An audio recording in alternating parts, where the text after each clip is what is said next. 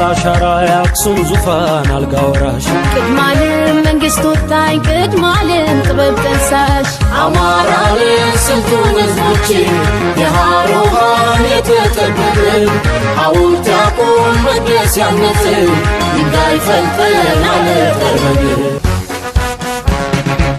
ከጣና ሰማይ ስር የተቼው ዳሩ ማሽነው ለሀገሩ ሰላምን ሸምሮ በፊደላት ማሳ እውቀትን የዘራ ሸማ ፈትሎ ለባሽ ጠቢብ ነው አማራ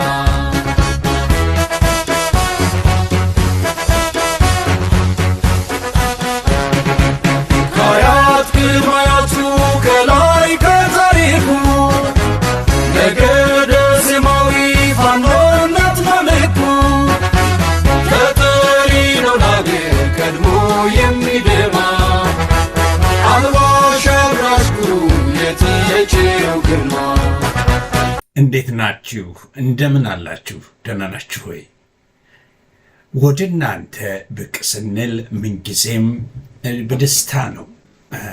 ለእናንተ ይጠቅማሉ የምንላቸው ለማድረስ ስለሆነ ደስታችን እጥፍ ነው።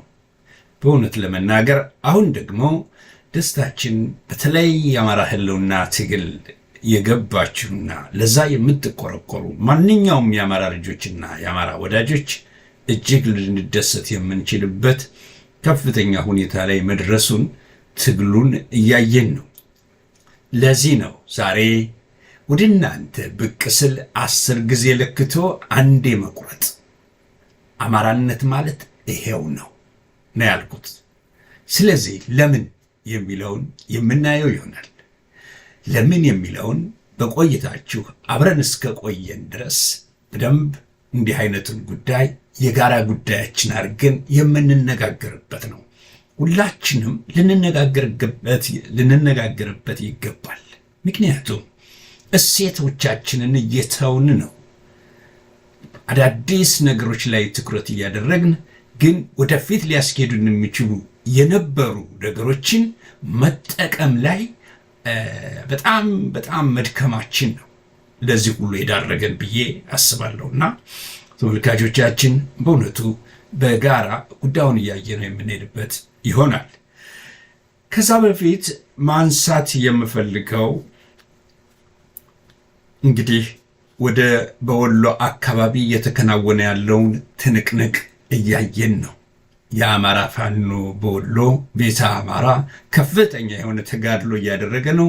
በግልጽ የሚታይ ጉዳይ ነው። ምክንያቱም የላስታ ሳምናው ጦር ታላቅ ተጋድሎ አድርጓል። ሌሎችም የተለያዩ ክፍለ ጦሮች ወይንም ኮሮች ከፍተኛ ትንቅንቅ እያደረጉ ያሉበት ሁኔታ መሆኑን በጥቅሉ በዚህ መልኩ ነው መግለጽ የምፈልገው። ጋሸና ከተማን ለላሊበላ ወደ ላሊበላ ሊጓዝ የሚችለው ላይ መዝጋትን የመሰሉ ነገሮችንና ከሰቆጣ ወደ ላሊበላ የሚሄደውን መንገድ መዝጋት፣ እንዲህ አይነት የመሳሰሉ እንቅስቃሴዎች እጅግ የሚያሞቁና የሚያኮሩ ናቸው። ጉዳዩ ላሊበላ አካባቢ ትንቅንቅ ከተደረገ አንዳንዴ መንገዶች ይረሳሉ። ለመንገዶች ቦታና ጊዜ አብሮ ሊሰጣቸው ይገባል የሚለው የብዙዎቹ ጥያቄ ነው። ስለዚህ መንገዶችን መዝጋት በጣም አስፈላጊ ጉዳይ ነው። አቅርቦት መግታት ያስፈልጋል። ይሄ ወራሪው ቡድን ለመርዳት የሚሄደውን ማስቆም ያስፈልጋል። የሆነ ቦታ ላይ እንዲህ አይነት የተቀናጀ ስራ ሲሰራ የአማራ ፋኖ በአሸናፊነት ወደፊት እየገሰገሰ የሚሄድበትን ድልድይ በየጊዜው እየሰራ ነው ማለት ይቻላል። ያንን ነው አሁን እየተከናወነ ያለው ወይንም እያከናወናችሁ ያላችሁት። በተለይ የሚገርመው እኔ አንዳንዴ የት ሊበሉት ነው? ይህን ያህል አሽከርነትስ ምንድን ነው? በኬሻ ገንዘብ ዘርፎ የት ለመሮጥ ነው? ዛሬ የእነ ኦሮሞማ ሰራዊት ማለትም የአብይ የነጁላ ሰራዊት ምንድነው እያከናወነ ያለው? ዘረፋ ነው የያዘው። በግልጽ ይዘርፋል። አማራ ከሆንክ ትዘረፋለህ። ስለዚህ አማራም ዛሬ በራሱ ራሳቸው እንኳ አማራ ክልል ብለው በሰጡት ቦታ እየዘረፉት ነው። ይሄ ግልጽ እኮ ነው።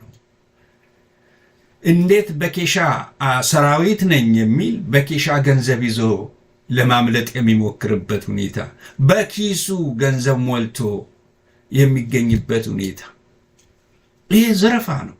አገርን ነው፣ ህዝብንም አገርንም ነው እያወደሙ ያሉት፣ እየዘረፉ ያሉት። እንዲህ አይነት ዘራፊዎች ደግሞ እስከ መጨረሻው ለፍርድም ቀርበው ከሀገር ላይ መጽዳት የሚገባቸው ናቸው። ቆሻሾች ናቸው። ቆሻሻ ተሸክሞ መሄድ አይቻልም።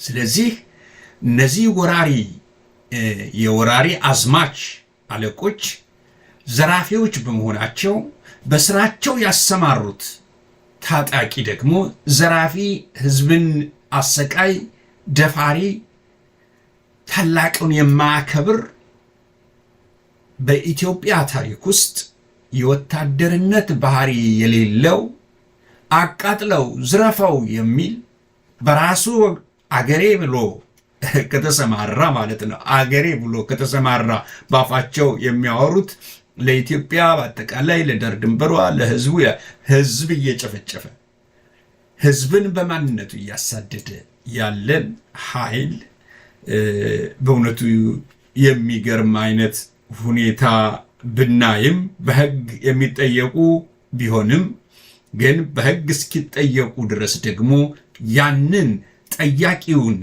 ወደ ቦታው ለማምጣት ትግል ስለሚጠይቅ ዘራፊዎቹን ከጠቃላይ እንደው ከአማራ ዙሪያ ብቻ አይደለም ከኢትዮጵያ አጠቃላይ መጽዳት የሚገባቸው ናቸውና ወደፊት በታሪክ ውስጥ እጅግ ታላቅ ቦታዎችን የሚይዙ በርካታ ጉዳዮች ቢኖሩም ይሄ አንዱ ይሆናል ብዬ አስባለሁ።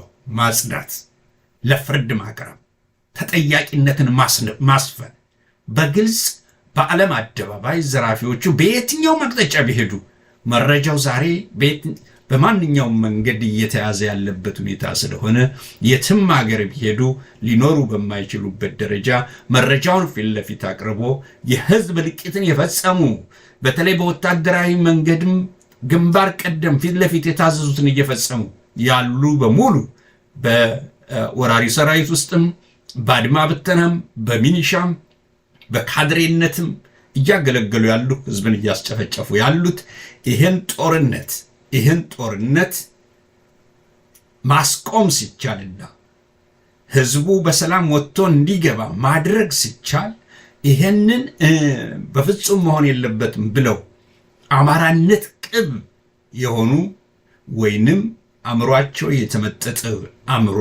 አማሮች ለኦሮሞማ ግርድና ውስጥ የገቡ አማሮች የሚያከናውኑት ተግባር በየትኛውም ቦታ ቢሄዱ በግንባር ቀደምትነት ተጠያቂ መሆናቸውን በፍጹም ፋኖ ይረሳል ብዬ አላስብም።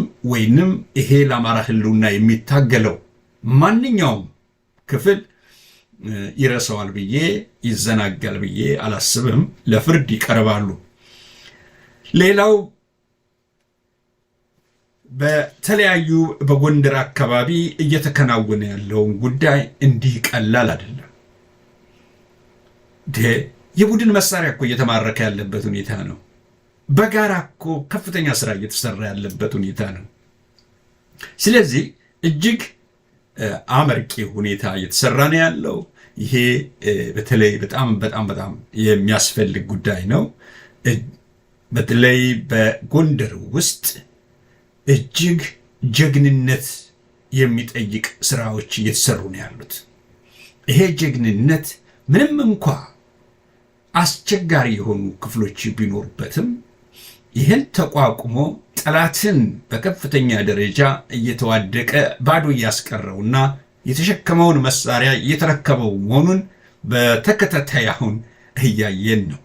ስለዚህ በጣም ገራሚ ሁኔታዎች ናቸው። ነቆላ ድባ ከተማን እንግዲህ ምን እያደረጉ እንደሆነ ፋኖች በአደባባይ ላይ በግልጽ እየተነገረ ያለበት ሁኔታ ነውና ፋኖቻችን በርቱልን ነው። በሸዋ አካባቢም ከፍተኛ ትንቅንቅ እየተደረገ ያለበትና ያውም ወራሪው ኃይል ከፍተኛ ስጋት ሆኖ የሚታየው ከቅርብ ርቀት ለ4 ኪሎ ቅርብ ርቀት ላይ በመሆኑ በየቀኑ በየጊዜው ሳይተኛ የማያድርበት ነው ማለት ይቻላል።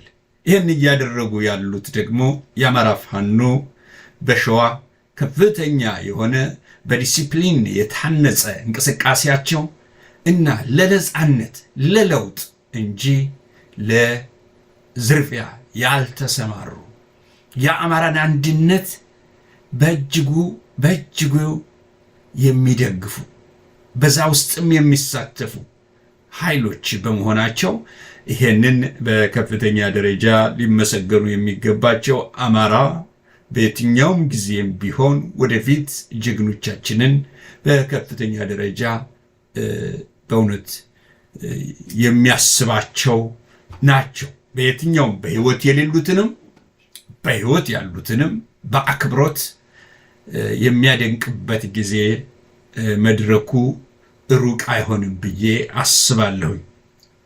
ሌላው ጎጃም አካባቢ ደግሞ እየተከናወነ ያለው ከፍተኛ ነገር ነው። የሚገርም ነው።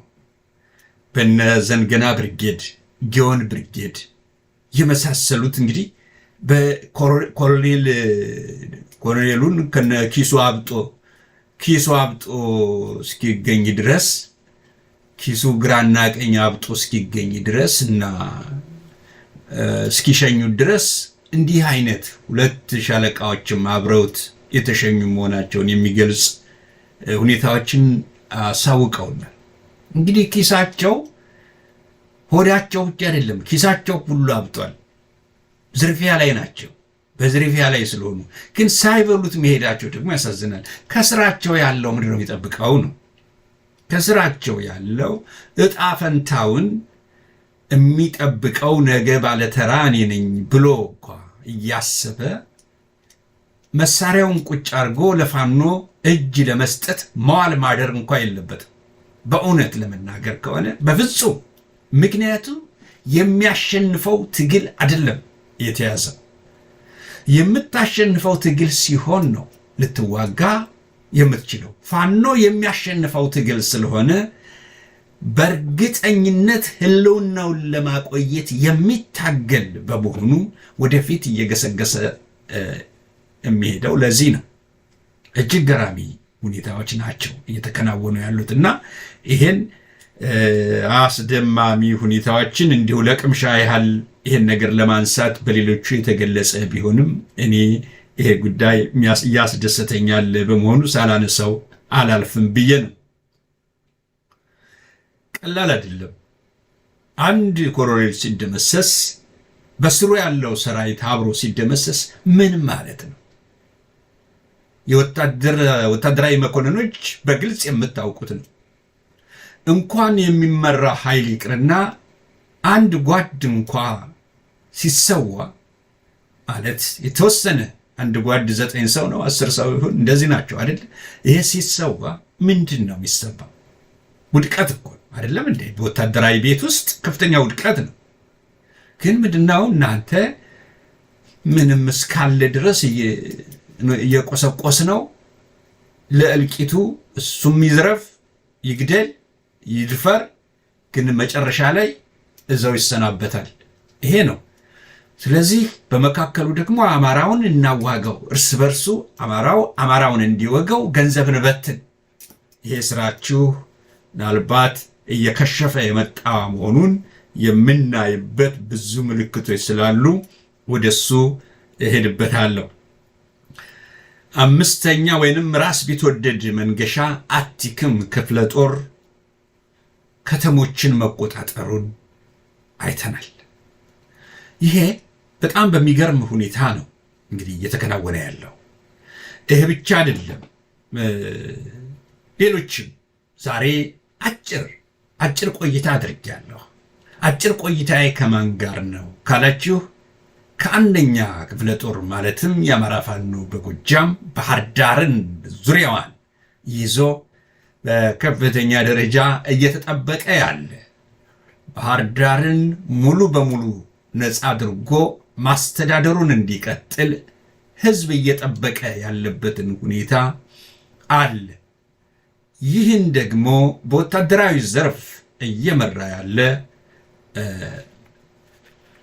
ፋኖ ሻለቃ በላይ ትንሽ አሁን ስላለው እንቅስቃሴ ትንሽ እንዲገልጽልን ፈልጌ ይዣዋለሁና ከሱ ጋር ያደረኩት ቆይታ አለ ወደ እናንተ ላድርስና ከዛ ወደ ቀጣዩ 10 ጊዜ ለክቶ አንድ ጊዜ መቁረጥ አማራነት ማለት ይሄው ነው ወደሚለው ለምን ይሄ አልተባለ የሚለውን እሱን እናያለን። ሰላም ጤና ይስጥልኝ ሻለቃ በላይ እንደምን አለ? ደህና ነህ ሆይ? እግዚአብሔር ይመስገን ደህና ነኝ። ሰባለው ሰላም ነኝ። እግዚአብሔር ይመስገን ክብሩ ይስፋ ለመድኃኔዓለም ሰላም።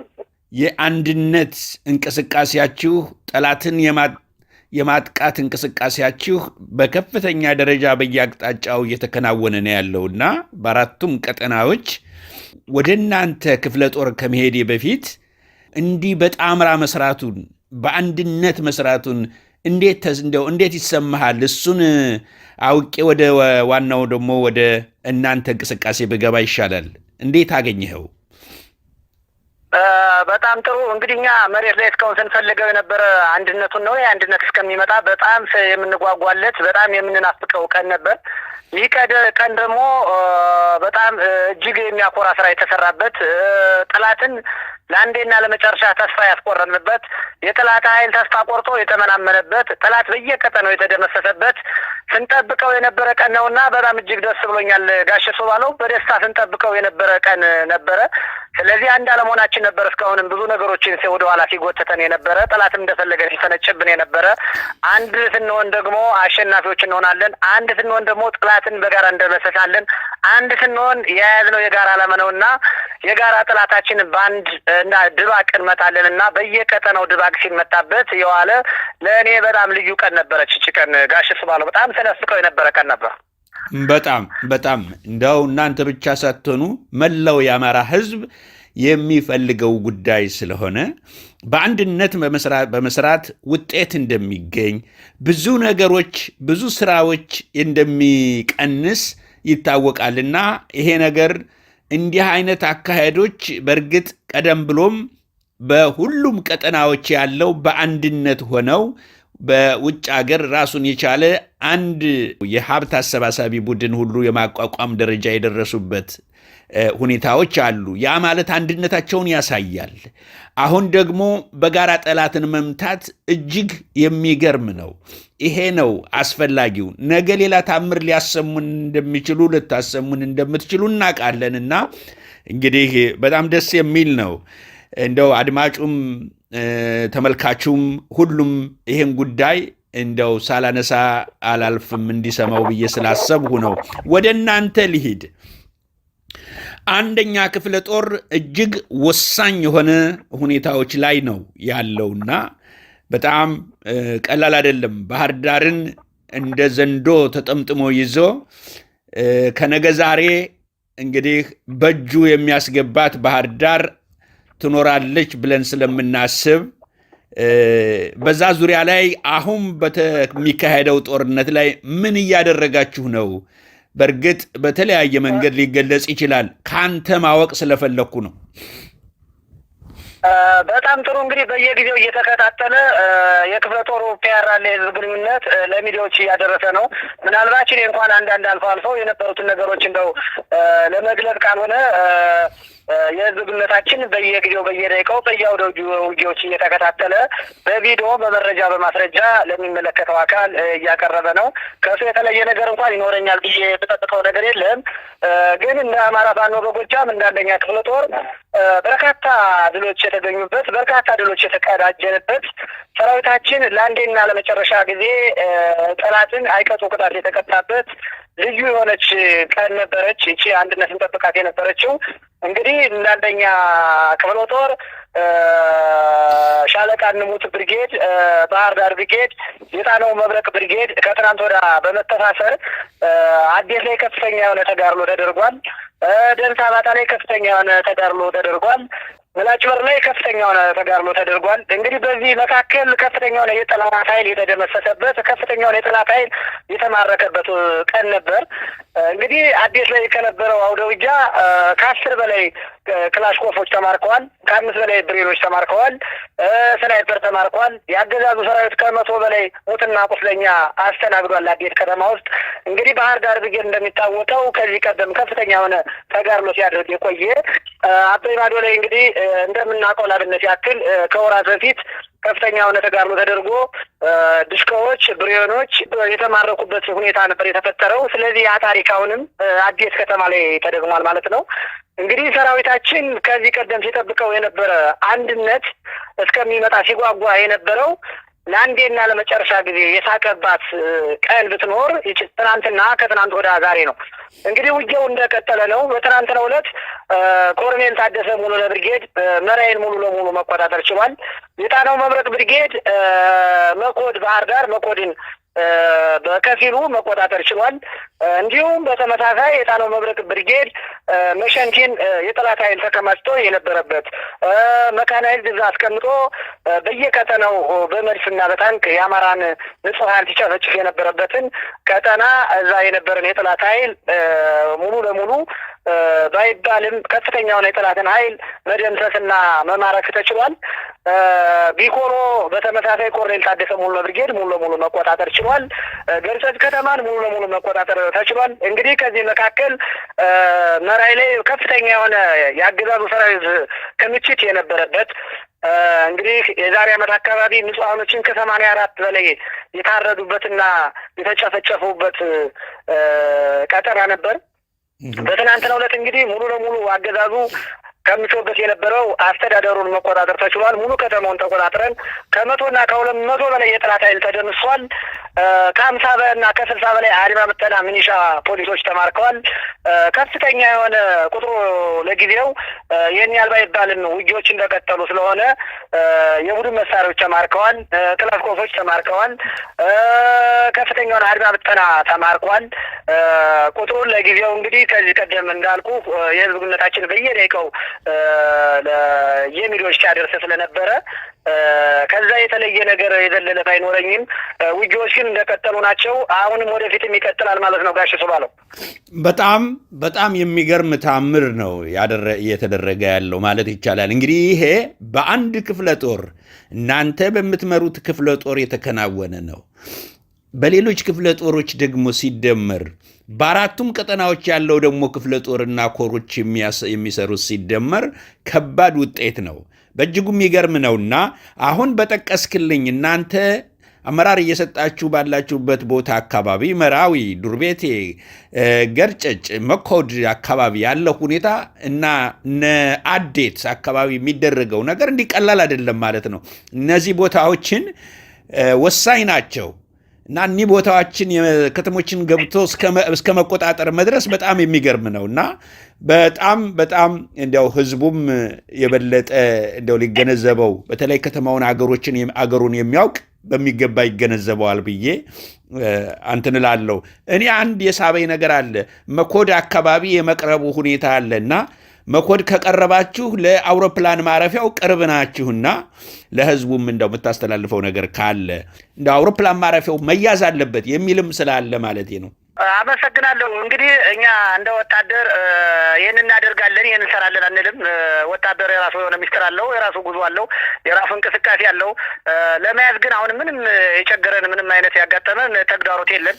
ትናንትና እንዳልኩ አየር ማረፊያውን ራዳሩን በከፊሉ መያዝ ተችሏል። እንግዲህ ነገ ተነገ ወዲያ እኛ ወታደሮች ነን።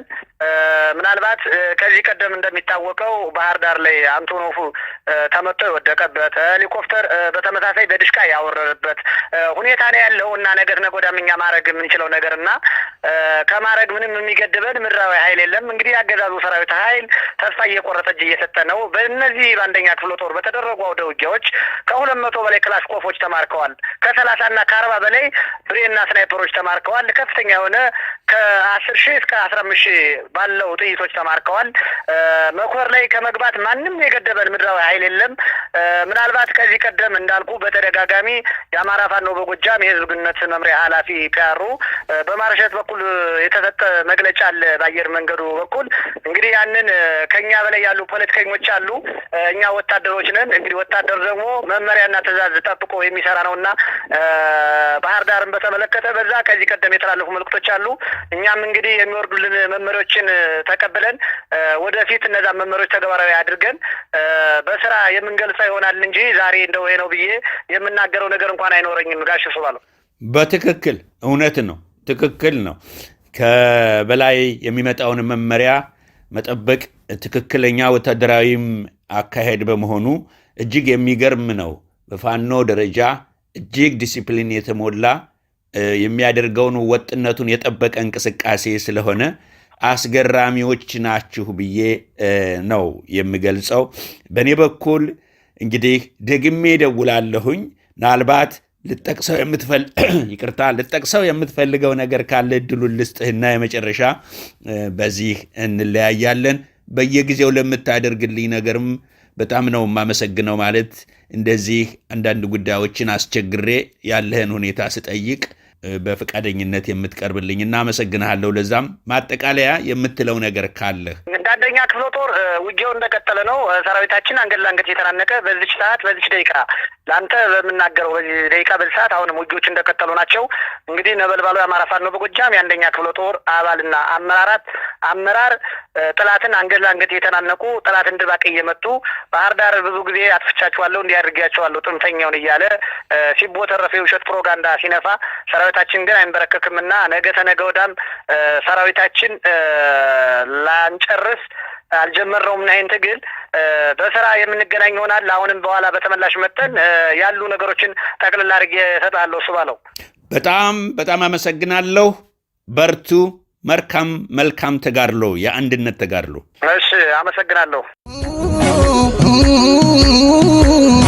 ፋኖ ከአያት ቅድሚያቱ የአርበኛ ስም ወርሶ ሳይጀግና ዛሬም ይዋደቃል ሰንደቅሽን ለብሶ አባት አርማው እንዲያነሳው ወድቆ ልጅ ከተፋለ ዝናሩን ታጥቆ ቴዎድሮስን መስሎ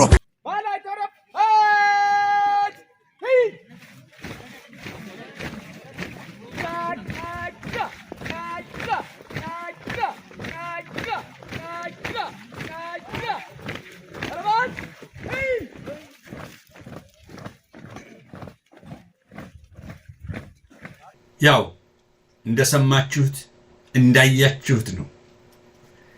ሻለቃ በላይ በከፍተኛ ደረጃ በእውነቱ ከጓዶቹ ጋር በመሆን በከፍተኛ ስሜት ይህንን ትግል በሚችለው አቅም ወደፊት እያስኬደ ያለ ጀግና ጎበዝ ፋኖ ነውና ሳላመሰግነው አላልፍም። በድጋሚ ያመሰገንኩት ወደ ቀጣይ ፕሮግራም ይዣችሁ ልግባ። ቀጣይ ፕሮግራሙ ምንድን ነው? 10 ጊዜ ለክቶ አንድ ጊዜ መቁረጥ። በአባቶቻችን ያስባሉ፣ ይመክራሉ፣ እስኪ ተውት ይላሉ። ቆይ እስኪ ይሄ ቢደረግስ ይሄ ይመጣል አይደል? ይሄስ ቢሆን ይሄ አይደለ? ቆይ እስኪ እንየው እያሉ ብዙ ጊዜ በዚህ ደረጃ ነገሮችን እያዩ እያገናዘቡ እስኪ ቆይ የሚቀጥለው ዓመት እኮ የተሻለ ይሆናል። በምርት ደረጃ እንኳ ብንወስደው፣ በሰብል ደረጃ ብንወስደው፣ በሚያደራጁት ማህበራዊ ቤተሰባዊ ሁኔታ ብንወስደው እንደዚህ አይነት እሴት አለው አማራው። ስለዚህ እንዲሁ ዝም ብሎ አይደለም በግንፍልተኝነት የሚወስደው ነገር የለም። አንዳንድ የታመመ ሰው ልክ አሁን እንደ ባዕዴኖች ለአማራ እንዳልቆሙት አማራን እንደሚያስጨፈጭፉት አድማ በታኞች እንዲህ አይነት ሰዎች ይኖራሉ፣ በፊትም ይኖራሉ። እኔ የማነሳው 10 ጊዜ ለክቶ አንድ ጊዜ መቁረጥ፣ አንድ የመቁረጥ የሚለው የአማራን እሴት በትክክል ይዘው የሚንቀሳቀሱትን ማለት ነው። ጥንትም አሁንም ወደፊት እንጂ የኦሮሞማ ተልከስካሽ ውሻ የሆነውን ብአዴንን ወይንም አድማ ብተና ሚኒሻን አይደለም። ምክንያቱም በህዝቡ ላይ የሚያነጣጥር ህዝቡ እንዲወጋ፣ አማራዎች ልጃገረዶች እንዲደፈሩ፣ የአማራ ክምሮች እንዲቃጠሉ፣ ሰብል እንዲወድም እያደረገ ያለ አድማ ብተና የሚባል ነው።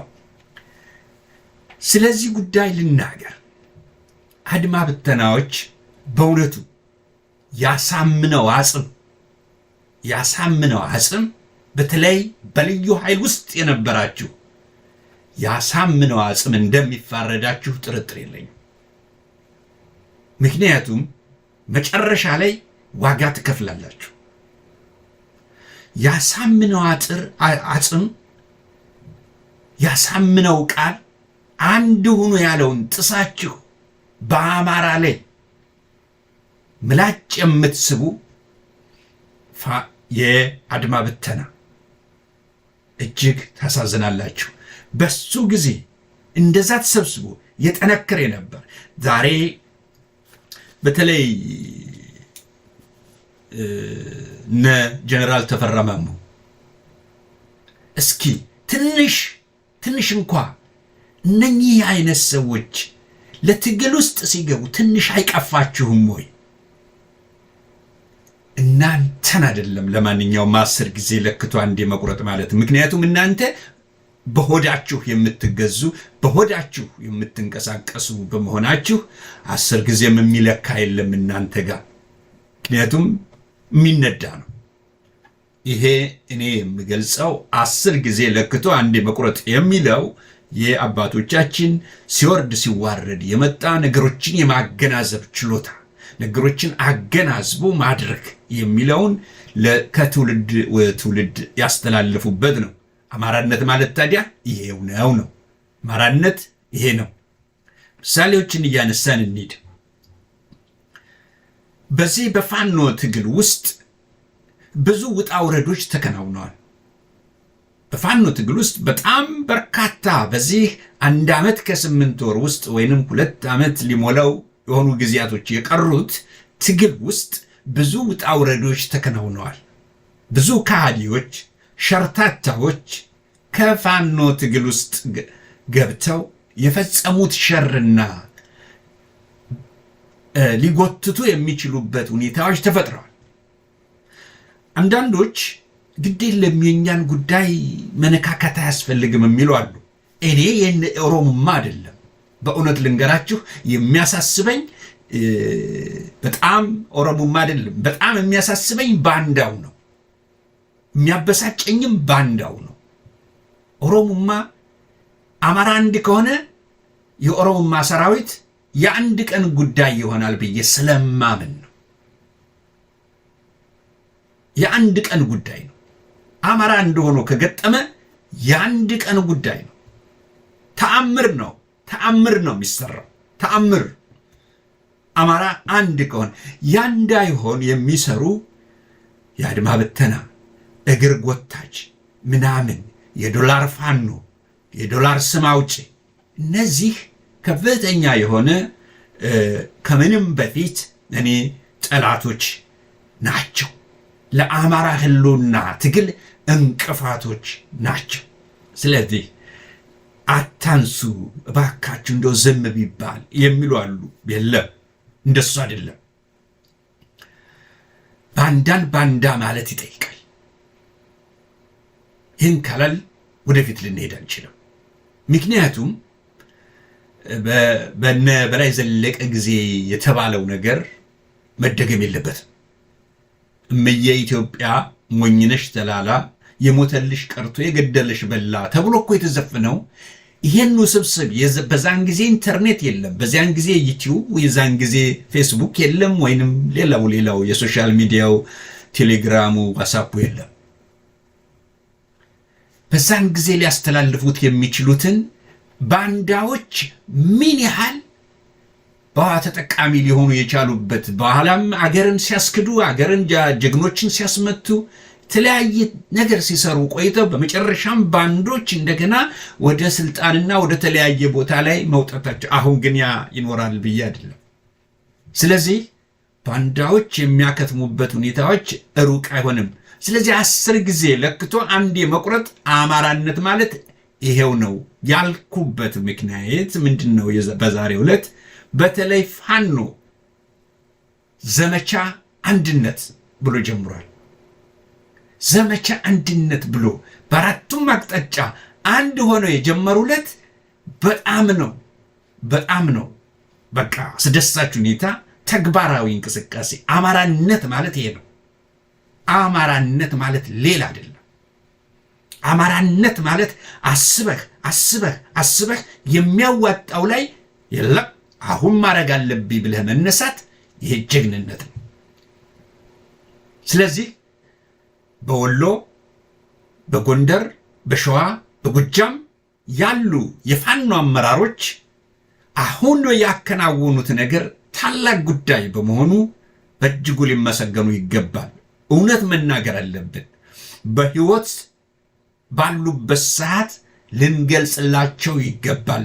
እንደነ ጀነራል ውባንተ በህይወት ሳይኖሩ መግለጽ አይደለም ስለነሱ፣ አሁን ነው መግለጽ ያለብን።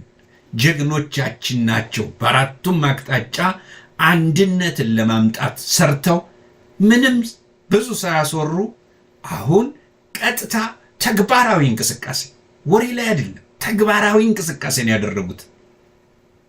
በውጭ ሀገርም በጋራ አንድ ኮሚቴ አቁመዋል።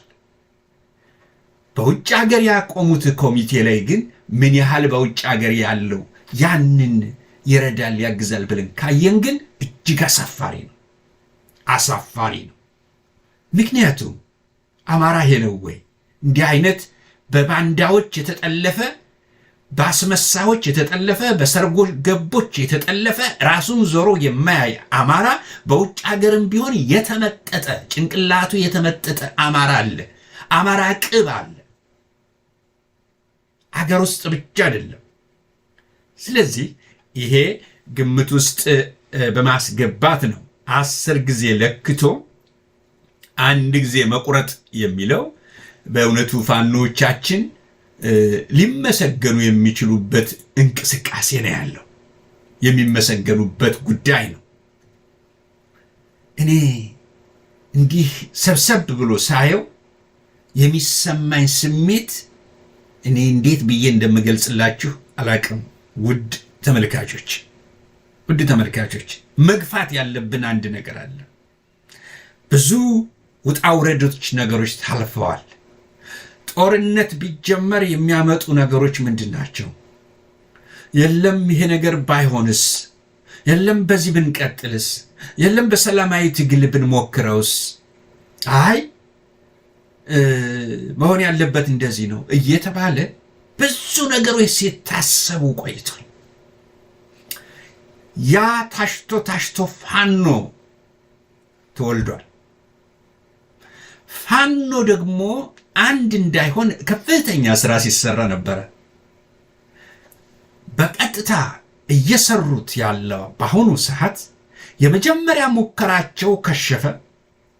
ይሄ ሞቶ የተወለደ ድርጅት እንቅፋት ሆነና አያን ሐሳባቸውን ተግባራዊ ማድረግ የሚችሉበት ሁኔታዎች ለጠላት አሳልፎ መስጠት በሚያስችል ደረጃ አደረጃጀት ጠልፈው ወስደው ፋኖን እንደ ቅንጅት ጊዜ ወስደው ሊያከስሙት አስበው ነበረ። ግን እነሱ ሊንጠላጠሉበትና ሊደራደሩበት ፋኖን ይሄው እንዲያርገናል ብለው በዓለም አቀፍ ደረጃም ብዙ ሊያወሩበት ነበር ያሰቡት እንጂ የአማራን ሕዝብ ሰቆቃ አጠቃላይ እናስቆማለን ወይንም ወደፊት ወደ ተሻለ ደረጃ ይወጣል አይደለም። እሱ ከንጦጦ እንደሚመለስም ተነግሮናል። እኛ ያንን ነው ማሰብና ማየትም መመራመርም ያለብን። ፋኖቻችን ይሄን እያገናዘቡ አይ እኔማ የአማራን ህልውና ትግል በአማራነቴ ቀጥ ብዬ ነው መሄድ ያለብን ብለው የወሰኑ እነሱ በአሁኑ ሰዓት ወደ አንድ በመምጣት በአንድነት ዘመቻ አንድነት የሚል በአንድ ቀን መወሰን ትልቅ ነገር ነው። ይሄ ነው ቁርጠኝነት።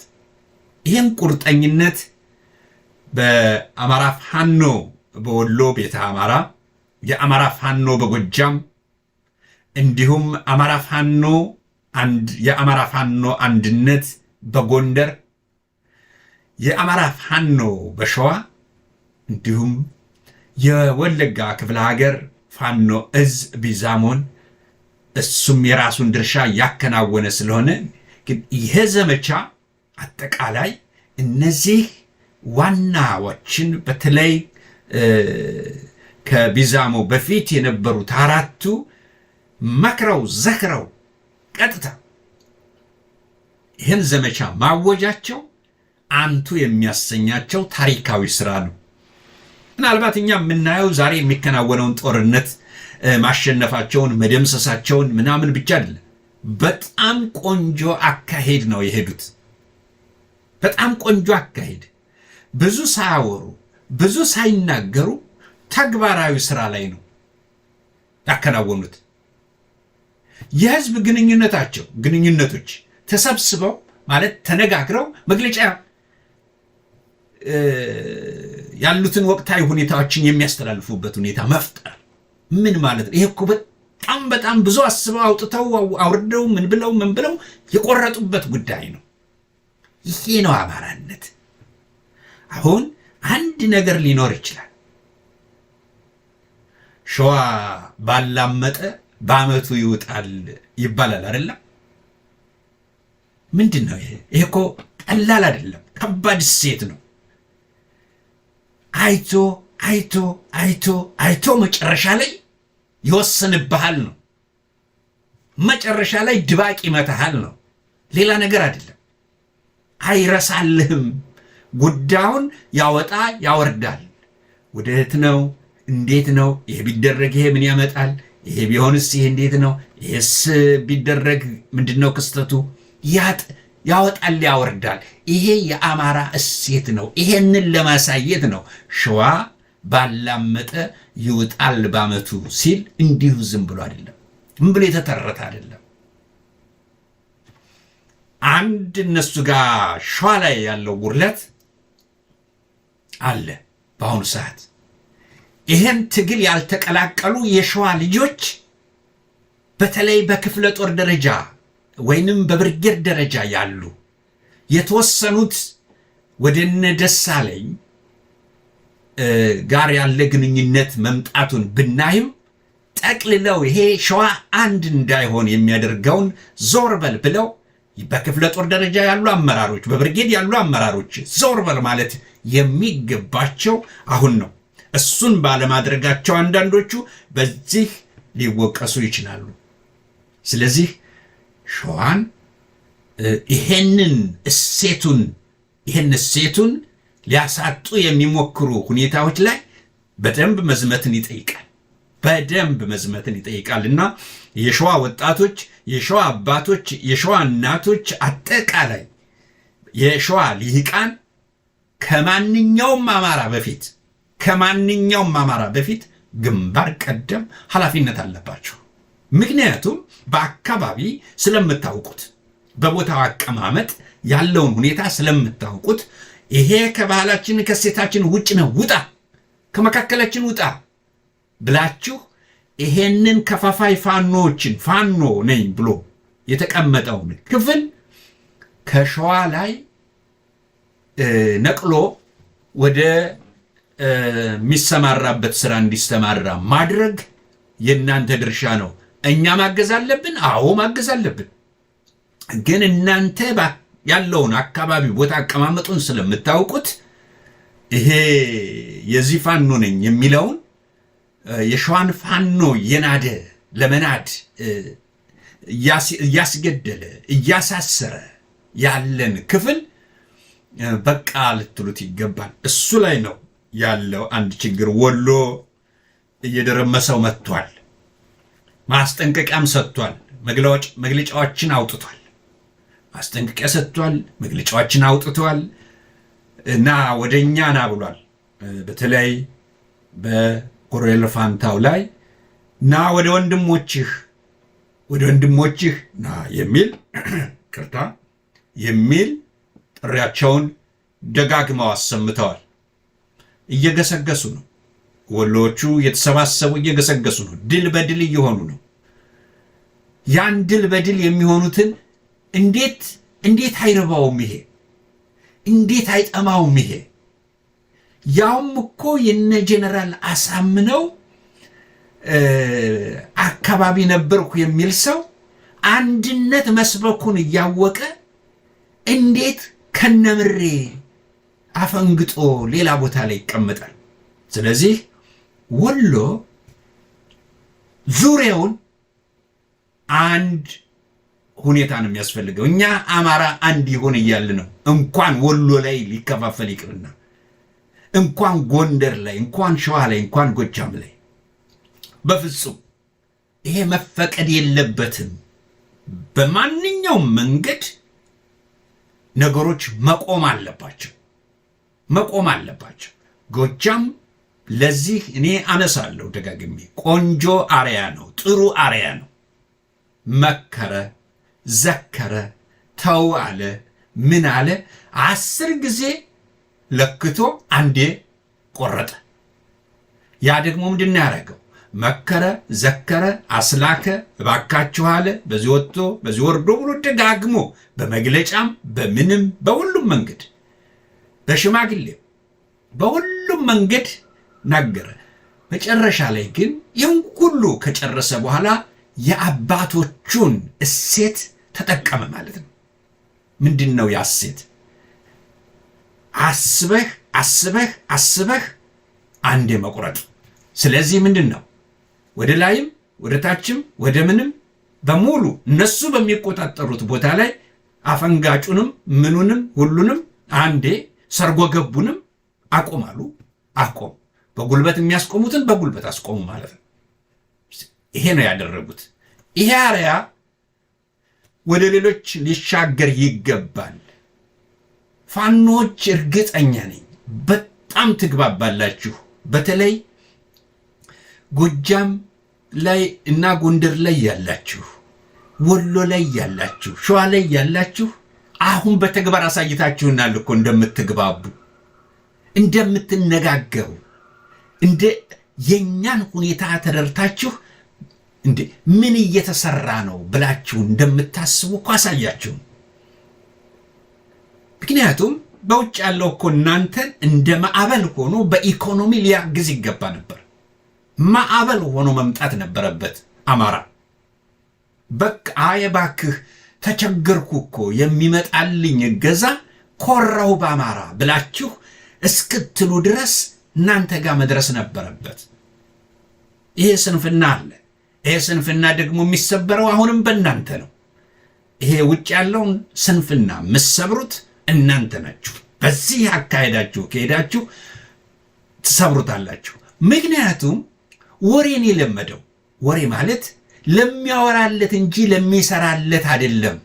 ገንዘቡን የሚሰጠው ለሚያወራለት ነው።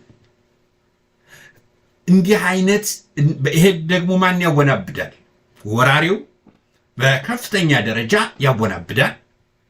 በከፍተኛ ደረጃ የሶሻል ሚዲያውን ያምታተዋል። ገንዘብ አለው። አንድ እኔ እንደሰማሁት ኮንዶሚኒየም ይሰጣሉ። ኮንዶሚኒየም ሰጥቶ እዚህ እንዲለፈልፍ ያደርገዋል፣ እንዲያወናብድ ያደርገዋል። አገር ቤት ሲገባ ግዴለም 200 ካሬ ሜትር ደግሞ ይሰጣል ይባላል። በእንደዚህ አይነት ሁኔታ ውስጥ ችግር የሚፈጥሩ አሉና ይሄን ማየት ያስፈልጋል። እና ብዙዎቻችሁ ቅድም እንዳነሳሁት ብዙዎቻችሁ አይደለም አልፎ አልፎ አንዳንዶቻችሁ በአማራ ላይ እንደው ሁሉንም ረጋ ብለን እንደው ትተነው እንትን ብንል እንደው ባንናገር ይባላል። እግርህን ጎትቶ እስኪቆርጥህ መጠበቅ አለብህ ወይ ነው።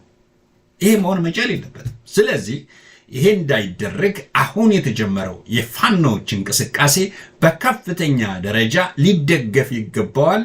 ፋኖዎችም ይሄንን ሁኔታ በእጅጉ አጉልታችሁ ነገ ደግሞ ታምር ፈጥራችሁ ልትነግሩን እኛ እየጓጓን ነው፣ ግን በተግባር እያሳያችሁን ነው።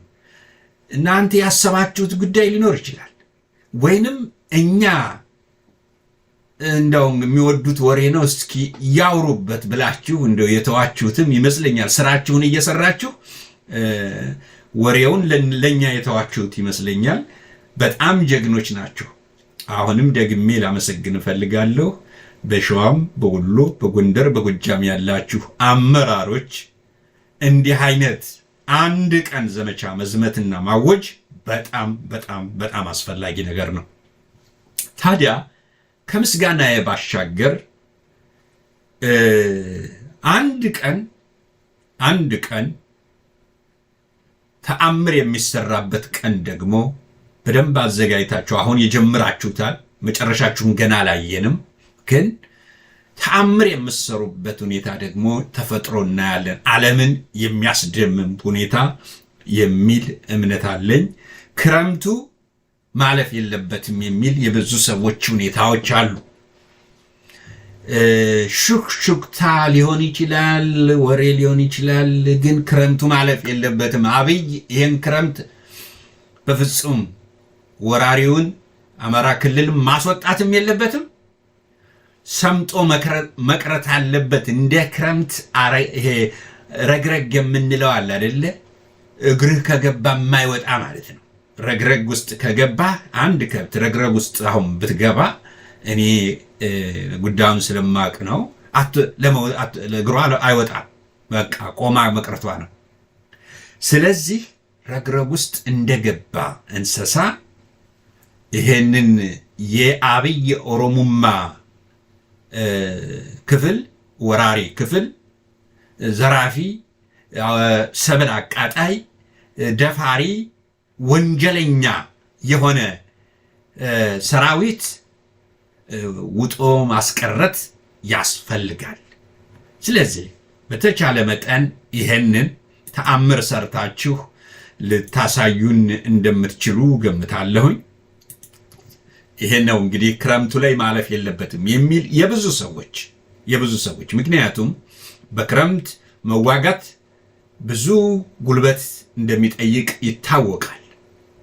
ግን በክረምት ላይ የመጨረሻ አድርጋችሁ በየትኛውም አቅጣጫ ታምር የሆነ ስራ ብትሰሩ እና አማራውን ቢያንስ አሁን እየተደረገ ያለበትን ሁኔታ በየአካባቢው እሱን ማስቆም የሚቻልበት ሁኔታ መፈጠር መቻል አለበት የሚል አመለካከት ያላቸው አሉ። ይህን እንግዲህ ወደ እናንተ ማድረስ ስለሚያስፈልግ በዚህ ክረምት አብይ ከአማራው ትከሻ ላይ መውረድ መቻል አለበት። ቀጥሎ የኢትዮጵያ ጉዳይ ላይ ከኢትዮጵያ ላይ አጠቃላይ ለማስወገድ የሚለው ተረጋግታችሁ የምታደርጉት ሁኔታ ነውና አሁን ግን አማራ ከሚባለው ላይ በሰላም ሊንቀሳቀስ በሚችልበት ደረጃ ወንበዴዎችን፣ ዘራፊዎችን እያሰማራ ህዝብ በሰላም የማይሄድበት ሁኔታዎች ስላሉ ይሄን ማስቆም የሚቻልበት። ሌላው አንድ መጥቀስ የምፈልገው ነገር አሁንም ደግመን ማሰብ ያለብን አንድ ነገር አለ። ከባድ መሳሪያ አላችሁ በእጃችሁ፣ አገር አቋራጭ ሚሳኤል እጃችሁ ጋር አለ። ብዙዎቻችሁ ተገንዝባችሁታል ወይ ነው። በእርግጥ ፋኖ ማረሸት ሲገልጸው ሰምቻለሁና በጣም የሚገርም ሁኔታ ነው። ባለፈውም ለመጥቀስ ሞክሬያለሁ። እጃችሁ ጋር ከባድ ሚሳኤል አለ። ይሄ ሚሳኤል እንዲህ በጋራ መስራት ከጀመራችሁ፣ በጋራ ማወጅ ከጀመራችሁ 10 ጊዜ ለክቶ አንዴ መቁረጥ ነውና አይታችሁ አገናዝባችሁ አውጥታችሁ አውርዳችሁ አማራነት እንዲህ ነው ብላችሁ ልታሳዩ የምትችሉበትን አንዴ ማስቆም ነው። ቤተ መንግስቱን ረሃብ ከረሃብ ጦር ይሻላል የሚለውን በተግባር ታውታላችሁ። ያን ጊዜ ነው የምታዩት። በተግባር የምታዩት ፋኖቻችን ህዝቡን በተግባር የሚያየው ሁሉን ነገር ማስቆም ነው። ገበሬው የአማራ ገበሬ የሚቀርበት ጨው ነው የሚቀርበት አንዳንድ ማዳበሪያዎች ናቸው። ቆፍሮ በቆሎ እየዘራ ሊበላ ይችላል። እህሉ ደግሞ ካልሄደ አማራ ክልል በቀላሉ ህዝቡ ተበዳድሮ ይበላል። ምክንያቱም ለጊዜው ጦርነት ስለሆነ 1 ዓመት ያለውን መብላት እየተበዳደረ መብላት የሚችልበትን ሁኔታ ማመቻቸት ምንም ጣፋጭ አያስፈልገውም ብሎ ጦርነት እስከሆነ ድረስ የጨው ቢቀር ምንም አይደለም፣ ንግዱ ሊቆም ይችላል። ግን ለህዝቡ በቅናሽ ዋጋ ሊቀርብ የሚችልበትን ሁኔታ ህዝብ ለህዝብ ሊተባበር በሚችልበት ደረጃ ማሰለፍና ወደዛ የሚሻገረውን በሙሉ አንድ ለሚፈጠር ነገር እናንተ ያቀዳችሁት ማዳበሪያ የማይመጣ ከሆነ እናቆመዋለን፣ መምጣት የሚገባቸው ነገሮችን የሚያስቆም ከሆነ እናቆማለን ያላችሁትም በተግባር ለመፈጸም ዝግጅት ይጠይቃል። ይህን ዝግጅት አድርጋችሁ ይህን ያረጋችሁለት አለቀ። ይህን ጦርነት ራሱ በራሱ የሚዋጋዛው መሀል አዲስ አበባ ላይ ይፈጠራል። መሀል አዲስ አበባ ላይ ከረሃብ ጦርነት እየሄደ መሞትን ይመርጣል። ፊት ለፊት የሚኒስቴር መስሪያ ቤቶችን ራሱ ህዝቡ ይቆጣጠረዋል። ራሱ መገናኛ መስመሮችን ራሱ ይቆጣጠረዋል። በየአቅጣጫ ያለው በየወረዳዎቹ በየምኑ ያለውን ራሱ ህዝቡ ይቆጣጠረዋል። ስለዚህ የዚህን ኃላፊነት የሚወስደው ማን ነው? እነ አብይ እነ ጁላ በስራቸው ያሉ ወታደራዊ መኮንኖች ኃላፊነቱን ይወስዳሉ። ሚኒስትሮች ኃላፊነቱን ይወስዳሉ። ለዚህ መዳረግ ማለት ነው። ለዚህ ሁኔታ መዳረግ በዛ በፓርላማ ዙሪያ የሚያጨበጭቡት ኃላፊነቱን ይወስዳሉ። ለዚህ አይነቱ ሁኔታ ማለት ነው ለሚፈጠረው ነገር። ምክንያቱም ህዝብን እየጨፈጨፈ ነው። እዛ እነሱ እየሰበሰቡ በአውሮፕላን ህዝብ እንዲመታ እያደረጉ ነው። በድሮን ህዝብ እንዲመታ እያደረጉ ነው። አላስቆሙትም። በሄሊኮፕተር ይመታል። ስለዚህ በከባድ መሳሪያ ይመታል። በወራሪው ዘራፊ ቡድን ተሰማርቶ ብዙ ነገር ይሰራል። ይሄንን ማስቆም የሚቻለው ማድረግ እናንተ ያለባችሁ እጃችሁ ጋር ሚሳኤል እጃችሁ ጋር ተወንጫፊ አገር አቋራጭ ታጥቃችኋል ማለት ይቻላል። በተኮስ ብቻም አይደለም። ራሱን በራሱ ጦርነቱን እናንተ ሳትኖሩ ዘው ጦርነቱን ትፈጥሩታላችሁ። ይሄ ደግሞ ካደረጋችሁ ታዩታላችሁ በተጨባጭ። ስለዚህ እነሱ ይሄን በእርግጥ መጀመሪያ ራሱ እንዲጀምረው እድሉን ስጡት። ራሱ ይጀምረው፣ ራሱ ያቁም የሚያቆማቸውን ነገሮች። ሰራዊቱ ግን በዚህ ክረምት እንዳይወጣ ካረጋችሁ ህዝብ የሚያወራው በተለያየ አቅጣጫ የሚወራው ይሄ ነው። በቃ በዚህ አጭር ጊዜ ውስጥ በክረምቱ እንደው መጨረስ አንድ ነገር ቢያደርጉ አማራ ክልል ላይ የሚባለው ላይ አንድ ለሚደርሱ ነገሮች ተረባርበው አንድ ሆነው ይሄን ሊያደርጉ ይገባል የሚላል። አንድነቱን ጀምራችሁታል። በእጅጉ የሚገርም ነውና ይሄንን ሐሳብ በእውነቱ ፋኖቻችን ይድረሳችሁ እላለሁ።